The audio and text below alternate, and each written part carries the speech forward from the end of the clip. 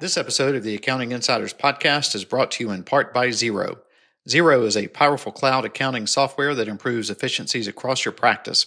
With all client data stored on a single unified ledger, you and your clients can easily access and collaborate on the same set of books. Xero's advisor tools and automation solutions reduce time-consuming manual tasks and put data entry on autopilot. Work faster and more efficiently than ever before with Xero. Visit xero.com/accounting insiders to learn more. Hello, and welcome to another episode of the Accounting Insiders podcast. My name is Gary DeHart. I am the host of the Accounting Insiders podcast, as well as the publisher of Insightful Accountant and Tax Practice News. Today, my guest is Lisa McCarthy, co-founder and chief strategy officer of Out of the Box Technology. Lisa, thanks for joining me. Glad to be here. Thank you. Yeah. Well, so Lisa and I are going to be discussing kind of how you leverage QuickBooks to provide advisory services. But before we dive into that, we've got a whole host of questions for you. Tell me a little bit about and share just a little bit about your background, just with our audience, kind of how'd you end up in the profession, changes you've seen in the profession since you joined it, and then what's going on at Out of the Box. Sure. So let's see. My original degree was finance. I worked in corporate accounting and finance for big companies like EDS and Pepsi-Cola as a financial analyst. Sat in a cubicle, crunched numbers all day. After about 4 years of that, thought, I don't want to do this the rest of my life. And so I decided to change careers, and I was going to become a math teacher.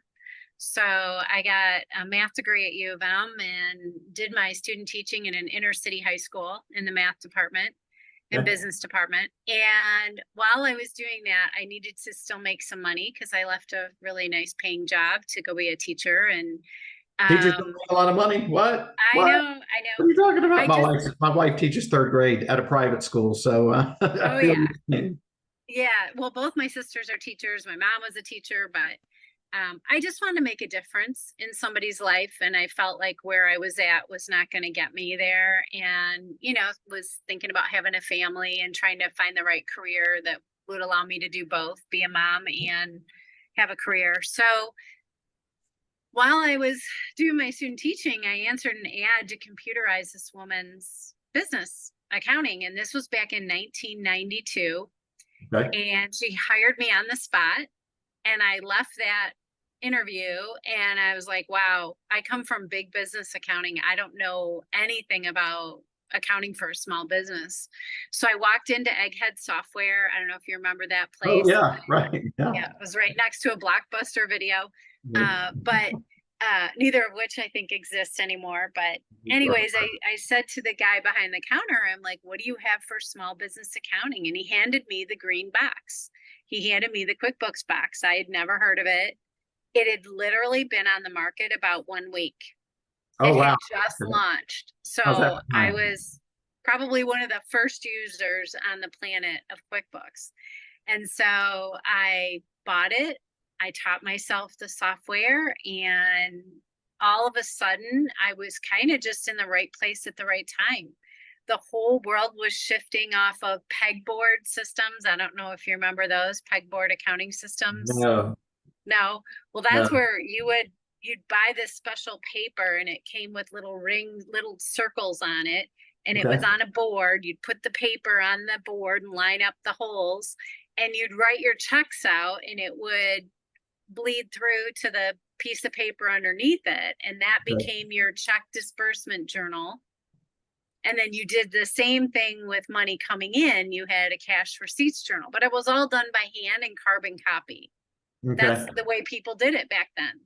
And all of a sudden QuickBooks came out, and everybody was converting from Quicken for personal to QuickBooks for business.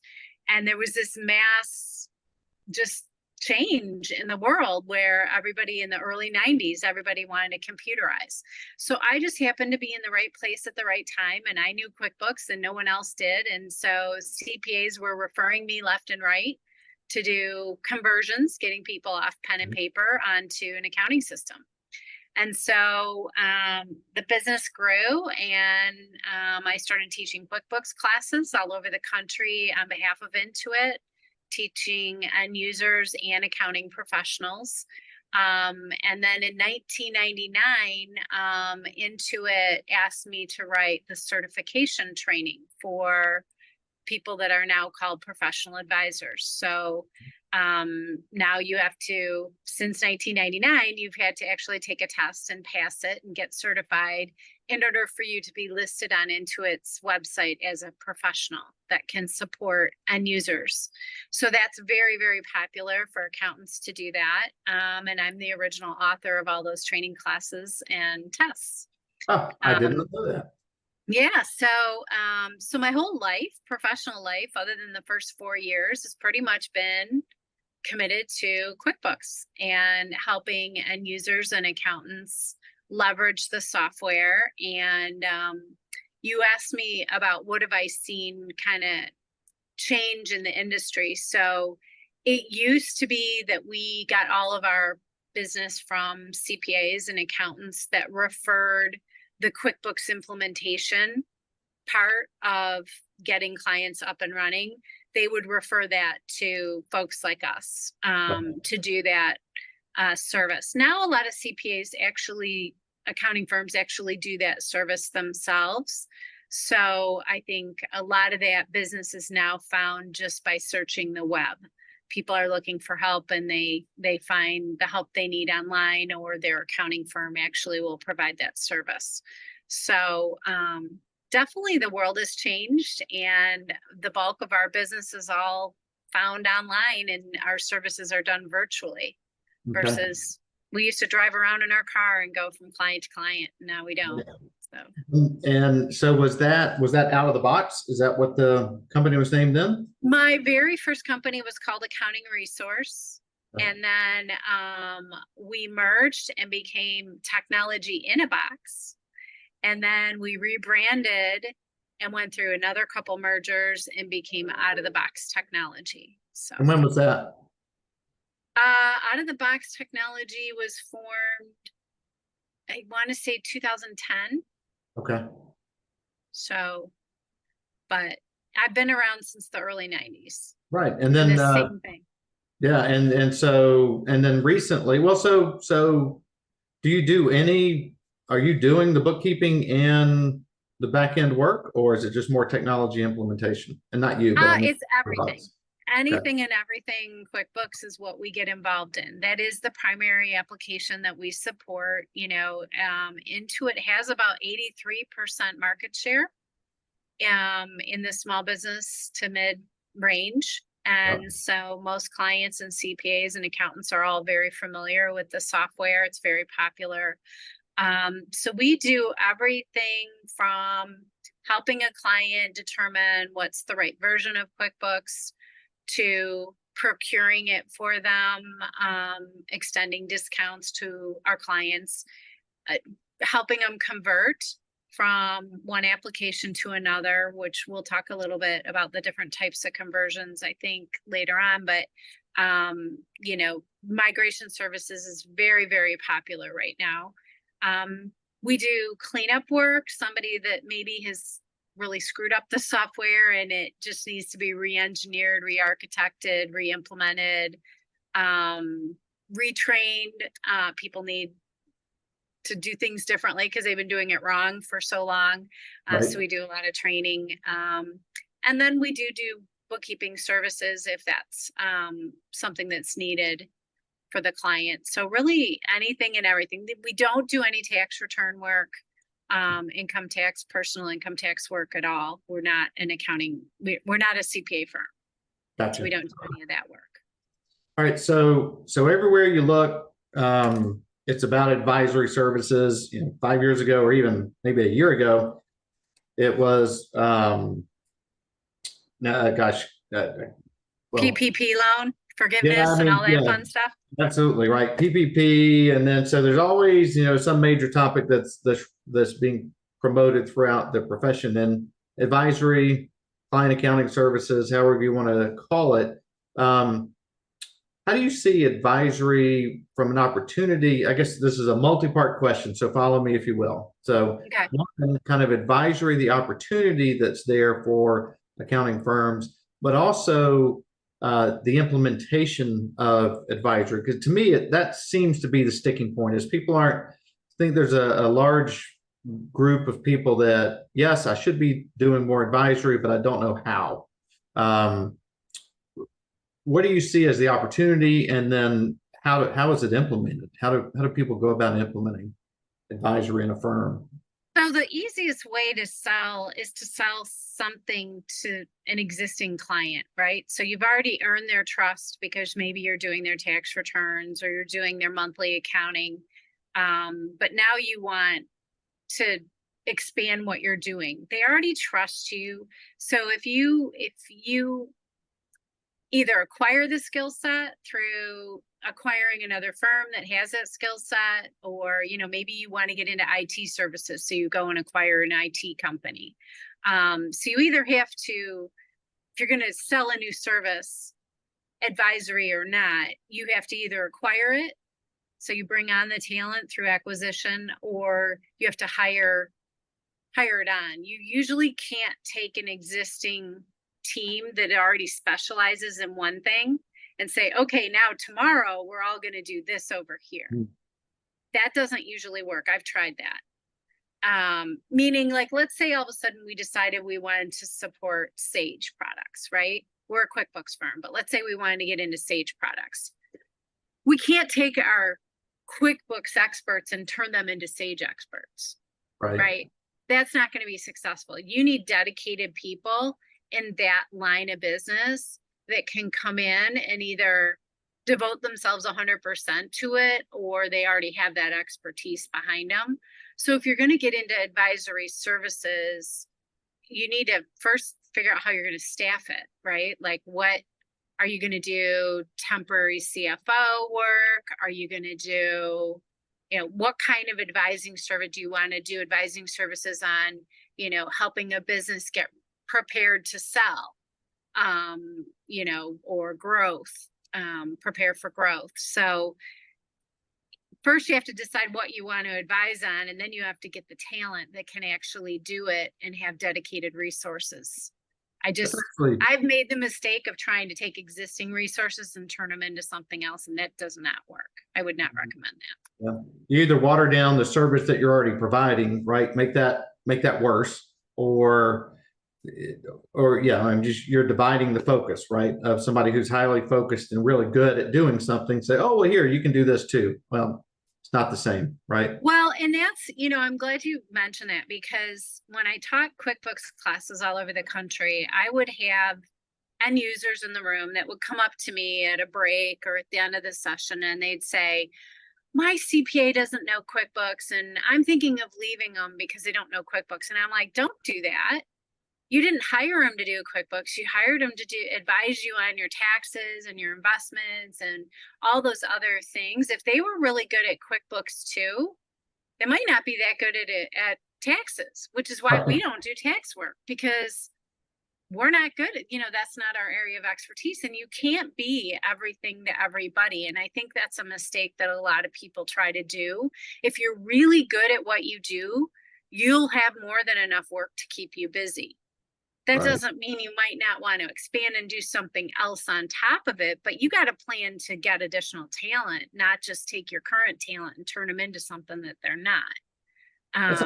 That's really insightful. That really is. I haven't really thought of it that way, and I've not heard or had any discussion with anybody else who has said that in that way. It really, it's like, hey, there are tons of opportunities, but may not be the opportunity for you, right? If you can't staff it, or if you can't make the acquisition or the necessary changes, because then you're going to do it and just not do it very well. Right. So. Yeah, because we've entertained a couple times into getting into other software packages, and at the end of the day, we were going to acquire another company that had, but their financials didn't look very good. So we're like, yeah, no, we're not going to do that. Right. And then at one point we thought about getting into tax work, And then we realized how much is involved in all the tax software you have to, you know, and your insurance is different. It's a totally different line of work. Right. And so either we were going to jump into that full on and staff up with people with that skill set and invest in all that technology and do it, you know, jump in with both feet, or maybe we don't want to go that direction. So it's just, you know, some things are easier to expand than others, you know, like if you want to start a lot, I know we got into IT for a while, providing managed services and things like that to clients, because at the time everybody was on QuickBooks Desktop and everything had to be networked. And every time we try to support somebody on QuickBooks, we get asked, well, I'm having problems with my network. Can you do this? Can you do that? So we did go and acquire technology talent, IT folks that could just do that. And that worked well.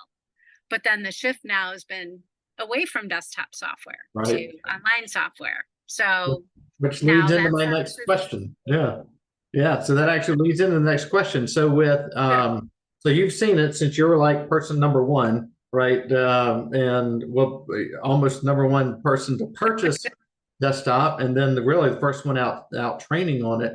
So obviously there is a shift, right? A title shift from desktop to online, and we've seen it in just in our applications, like in our top 100 Pro Advisor process. I think it was, these numbers are very rough, but I want to say last year it was maybe 60% desktop, 40% online, and this year it flipped where it was 60% online, 40% desktop. So we've seen this, you know, tidal or monumental shift from desktop to online. What are your thoughts about that from a opportunities that it leaves out there, or for the advisor, for the accounting professional, but also for even for the end user, because there's certainly a lot more, well, this is a broad statement, more flexibility with it, with all the things that you can add to it. But so what's your general thought on that shift? Yeah, so from the accountant perspective, it's going to make it much easier for them to collaborate with their clients. The way that Intuit is built, the accountant ecosystem, and the ability to set up your accountant profile and connect yourself to multiple clients and manage your team inside of QuickBooks Online Accountant. Intuit's done a really fabulous job at orchestrating that design, I think, to make it very, very collaborative and easy to jump from client to client. That's been a game changer for us, trying to get into the bookkeeping world, because when I started in the bookkeeping world, that was get in your car, drive to one client, and then go to the next client, the next client, the next client. Now everything's virtual. So, that whole online shift is going to open up the opportunity for accounting firms, if they want to get into bookkeeping, that could be an area to grow. That is a lower margin activity. You can't expect to charge CPA rates, you know, high-end accounting service rates to do bookkeeping. And so a lot of accountants, that's not an area that they want to expand, because they can make twice as much money doing higher level advisory services. And so in that case, then you look to partner with other firms that won't step on your toes, right? That'll just do the bookkeeping, but be glad to hand it off back to you to do the tax return. So I find in the accountant CPA space, they're one of the most respectful spaces where, you know, if you have a conversation with an accountant and they say, well, we're going to do the payroll tax and payroll and the final tax returns, but we don't want to do the monthly bookkeeping. Like, people in this space seem to respect each other, and they're like, okay, no problem. You do what you do well, or I'm going to do the audit, you do the monthly bookkeeping, or I'm going to do the setup of the QuickBooks file. But we're not going to do the tax return at the end of the year, whatever. It seems like accountants are really good at collaborating peacefully. So And with the QuickBooks Online ecosystem now, it makes it so easy. You can invite multiple accountants to a QuickBooks file, and whatever your role is as an advisor, you can slip yourself in and do what you need to do and not step on the toes of the other person. So it's really going to open up that collaboration between multiple parties. The whole and I QBO think world. we see a lot of that collaboration and sharing, right, at trade shows, at events when we go to them. It's a community of, granted, certainly there's some competitors in there, but everyone's, it's a friendly, I think, a lot of co-opetition, and because there are a lot of skill sets that, like you just said, I may not want to do taxes, or I may not want to have any skills, any audit, or may not want to do bookkeeping, or my focus of my firm might be the whole thing, right? Soup to nuts. But even in that case, I probably need bookkeepers to not pawn, but to shift work to when I can't handle it, right?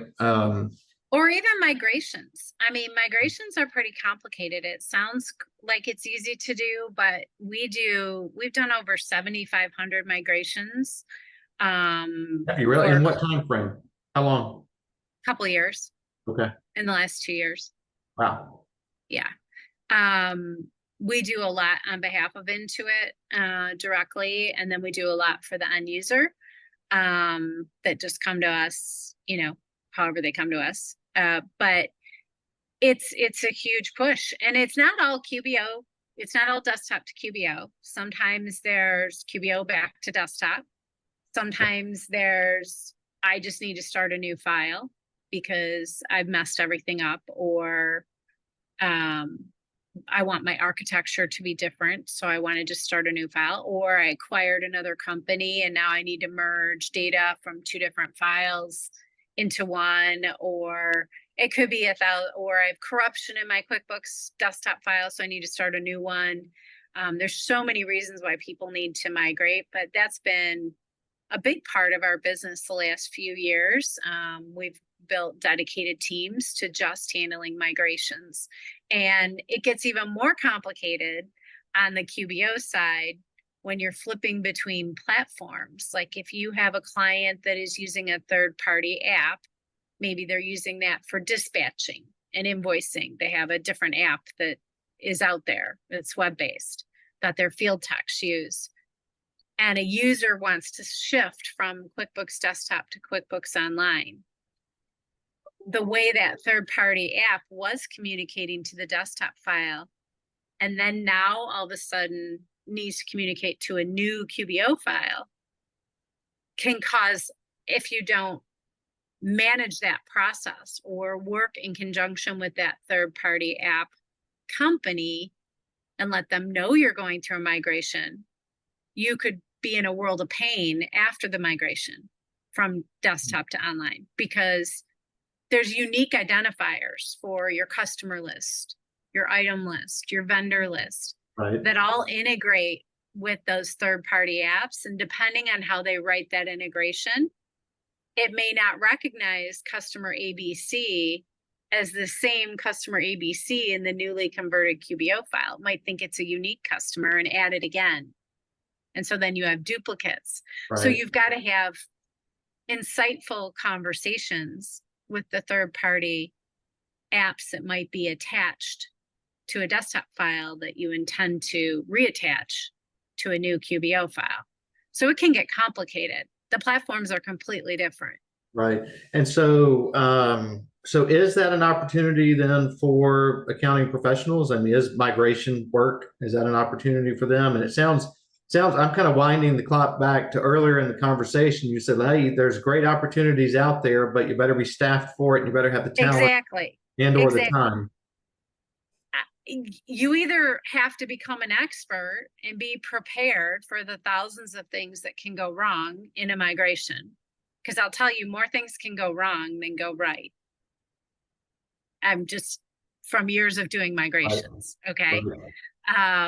People don't like migrations. It's kind of like, it's worth it when you're through the pain, but it's kind of like having a baby, right? Right. You know, all of a sudden it happens and it's done and you're glad that it's over, but it was painful. It was a painful experience. And, you know, now you got to get used to this world after the baby. So, you know, there's a lot that can go wrong in a migration, and either you got to be prepared to handle that or outsource it and let a professional that knows how to do it. You can mark it up and charge your client more, but either, you know, acquire the talent to do it or farm it out. I Right. wouldn't try to do it on the side if it's not your day job. Gotcha. And that's for, you said you guys have done how many? 7,500 or Over more? 7,500. Yeah. Wow. Wow. Like what's the shortest one that you've ever done and the longest one you've ever done? Well, I don't personally do the migration, so I'd have to ask my migration team, but a migration from desktop to online, if there's no payroll involved and they don't have a lot of complication, you can get it done very quickly, you know, same day, couple hours, make Okay. sure the balance is all transferred. There's things that you have to kind of prep the new QBO file, like even on a simple migration. I'll give you an example. You can run the tool, it might work perfectly, but when it's done, the bank reconciliations don't carry over. So you have to do like a giant catch-up bank reconciliation to bring you back to the point, the leaping off point of where you left off when it was a desktop file.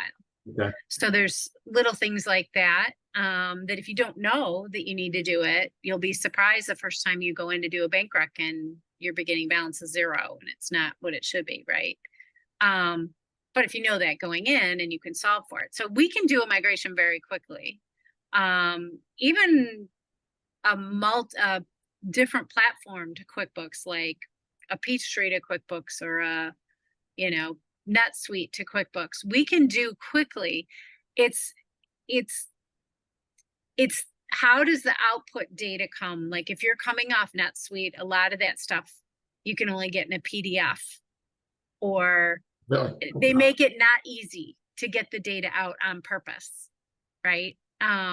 So if you end up with a bunch of PDFs and you're trying to do a data conversion, that can be very painful because you got to first convert it to usable data, right, to be able to format and import. So, yeah, we've had ones that we work through over several months because there's a lot of moving parts and maybe re-architecture that's going on at the same time. So there's a lot of planning that goes into it. But a typical desktop to QBO file, we do those in a day or two turnaround. Okay. And are you seeing, is that mostly what you're doing at this point is desktop to QBO? That's a vast majority. We do hundreds of those a week. Okay.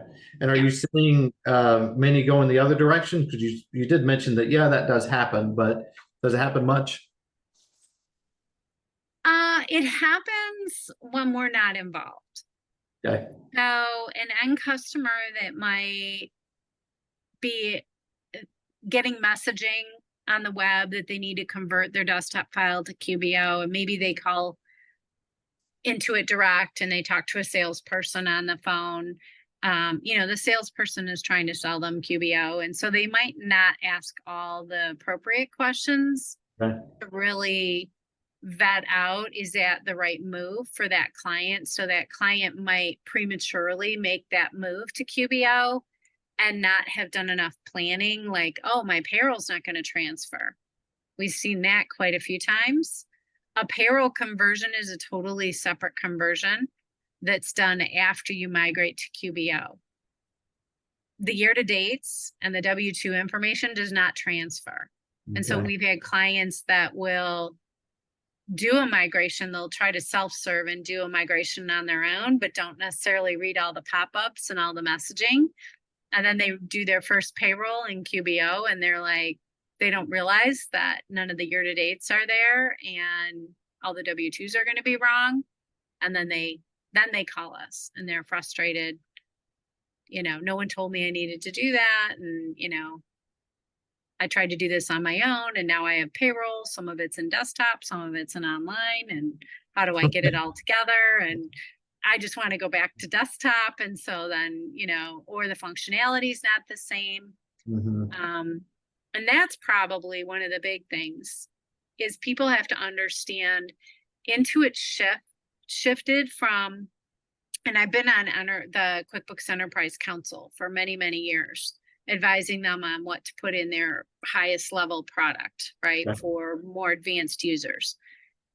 Intuit has shifted away from trying to create a piece of software that has everything for everybody in it, which was the desktop version, right? Because they had all the industry specific flavors. They had QuickBooks for retail, QuickBooks for professional services, QuickBooks for contractors, QuickBooks for nonprofit, blah, blah, blah, blah. They kept trying to manufacturing and wholesale. They kept trying to add features and functionality that would solve different industry needs into the desktop software.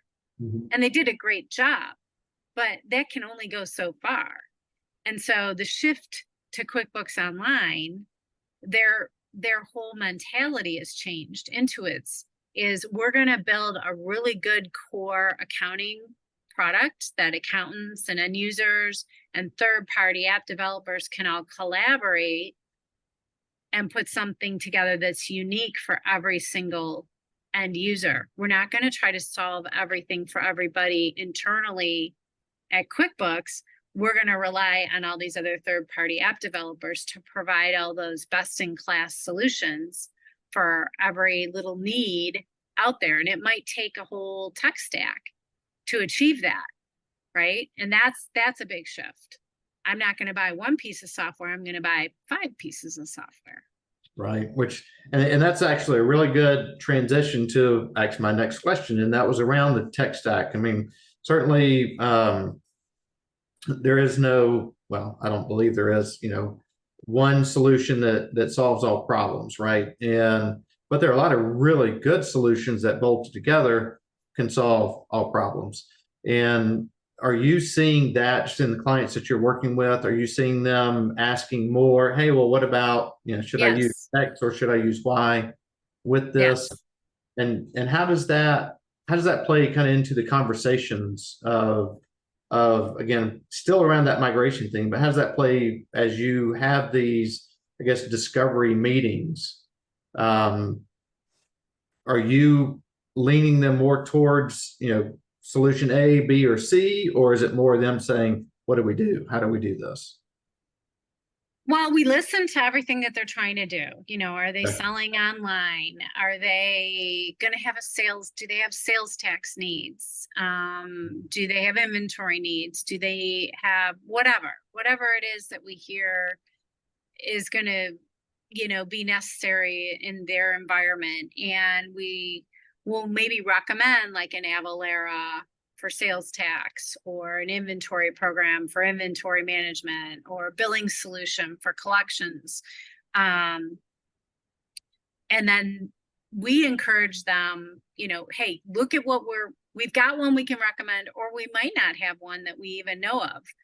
We might just send them to the marketplace, into its marketplace where they can shop for integrated apps. And I tell them, go shopping, literally, like you go in search of a dress for a wedding, go, look at the apps that are out there. There's new ones coming onto the marketplace every single day, and, do demos. And then when you've nailed it down to 2 or 3 that you like in terms of functionality, or even down to the one that you think, then bring us in as an advisor. That's where the advisory services can come in. I don't have to know everything about that app, but I can ask enough intelligent questions about how it's going to integrate with QuickBooks, and what is that QuickBooks file going to need to have in it to be a good receptacle of information from that front end app. Is it going to communicate using class tracking? Is it going to communicate using items? Is it going to send over journal entries? How is sales tax going to be included on the sale transaction? So I can ask those kind of questions and kind of sit on the side of my client to help vet that piece of software, so that I can ask those intelligent accounting questions. And that's where, an insightful accountant that wants to get, more involved in advisory services, that's a place they could really get involved and do something maybe they don't do today. Ask the accounting questions on how is it going to integrate? How is it going to affect the general ledger? Because the end user doesn't really know how to ask those questions. Right. Or even to ask those questions, right? There's like, oh, you said it works. Yeah, you said it works, so I'm assuming it's going to work. Right. They say, oh, it says it integrates with QuickBooks. Okay, I'm good. Yeah, I'm good to go. You need a little bit more information. How does it integrate, right? So that's going to be, I think, a huge need in the future. If you're an accountant and you want to, you have an appetite for technology, I think you could do a lot of technology consulting around integrated apps. Right. So where are we in the wave from desktop in that kind of migration, right? And if you've done, and again, all that you've done has not been 100% desktop to QBO, but where do you think we are kind of in that move from desktop to online? Maybe halfway. Think about half. Maybe halfway. Yeah. There's a lot of desktop users that are holding on because of the functionality. And so they're just going to have to learn that you're going to have to find some of that functionality outside of QuickBooks. That is going to be the way of the future. You're not going to be doing everything from A to Z in QuickBooks. You're going to be doing a lot of things outside of QuickBooks, which is kind of a good thing because you're putting all your eggs in one basket if you expect one piece of software to solve everything. So, that's the hardest part though for probably the general population, is to understand that they need to embrace a tech stack and that it's going to be, it might feel a little bit expensive. I'm paying $300 a month for this app. I'm paying $200 a month for that app. I'm paying $49 a month for this app. And you might have 5 or 6 apps. I mean, I think about all the apps we use it out of the box technology. We use Salesforce, we use QuickBase, we use QuickBooks, we use Avalara, we use a third-party billing app, we use 2 different project management apps. I mean, that's 7 apps right there that I just named that we're all paying monthly subscriptions for. Right. Okay. But what we're not paying is for a big server and an in-house IT person to manage all that, right? We're paying for consultants. So we hired a Salesforce consultant, brought him on full-time when we wanted to implement Salesforce because we were going to be using that across our company for everything. And so we needed a real professional. We knew we didn't have that skill set and we weren't going to try to implement it on our own. And that was key. We absolutely needed that. When we decided to implement a project management software, we hired somebody to help us through that transition. So, again, you can't be everything to everybody. You've got to rely on people who specialize in that thing that you're trying to implement. Yeah, I think about same way with us. We have so many licenses that we pay and only use a percentage of the power of the tool, right? Even some of them even duplicate. And we're like, certainly we can get rid of one and keep the other. But so the work you guys do in that migration, are you working, so you said you've got people that reach out to you directly who are small business owners. Do you work within collaboratively, if that's the right word, within the accounting community as well? I mean, you've been around for a while, so you know a lot of people certainly Yes. within the space. So accounting firms are a customer also? Yes, we have accounting firms that they'll want their clients moved over. Yeah. Either they want us to migrate the payroll for them. Payroll is a manual migration process, meaning you literally have to gather the data from one payroll application and hand key it into and do the setup and year to date into QBO payroll. So that's something most CPAs don't want to do, and they gladly will farm that out to us to do. Right.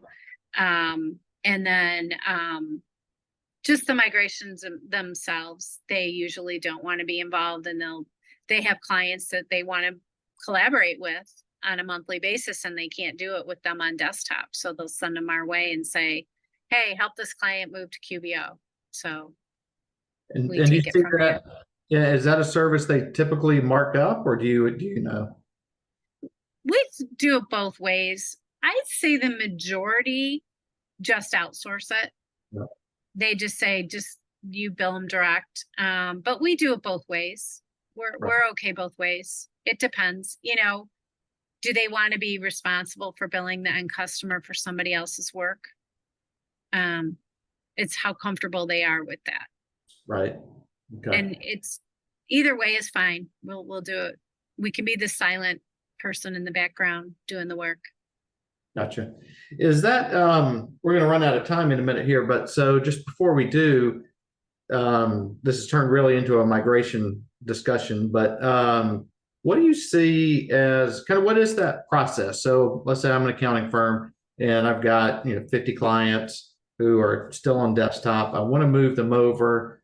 I listen to this and I recognize I don't have any business doing migration work because it's going to be a lot more headache than I'm willing to take on.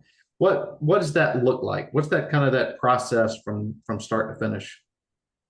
So we have a dedicated landing page that we put together for insightful accountant end users. It's outoftheboxtechnology.com/insightful-accountant. And that will have information on the migration services that we can provide. Or they can reach out to us via telephone and we can put together a plan for them. It's different if it's just one client or if it's, they have 50 and they want to move their whole client base, which we have several firms we've worked with where they literally want to transition their entire client base. Right. And we do it in conjunction, in partnership with the firm, because there's a lot of coordination that has to happen when somebody migrates. They have to stop working in the desktop. We have to do the conversion and then we get them started in the QBO. So it depends how involved the CPA firm wants to be. Generally, if it's their client base, they are involved in the gathering and the timing. Like we're going to have these 5 clients that are going to go this week, and this one has payroll, this one doesn't have payroll. Here's how you get access to the payroll data. So I can't say it's a one size fits all for a firm. It depends. If it's just one client and they want to shoot them over the fence and say, hey, take care of this client, then we could just engage directly with the client and get what we need and time it out directly with the client. But if they want to be involved and kind of be that middle person and the coordinator, quarterback of the overall project, that's totally fine. We encourage that. And it would be a unique experience based on how much they want to do versus what they want us to do in the interaction with the client. Yeah. So is there a time of year when you see migrations go up, or is it pretty straight across the board? It's when Intuit messaging goes out. When they talk about product discontinuation, that migrations spike because everyone panics and thinks that the desktop product's going away. When it's really not. It's just that the older versions are getting sunsetted. So if you're on the desktop product, every 3 years, your stuff kind of goes out of date where you can't use some of the integrated applications that go along, like QuickBooks Time or QuickBooks Payroll or QuickBooks Merchant Services. So now everything is subscription based, but there was a lot of what they call discontinuation of the older versions of desktop that kind of had a 3-year shelf life.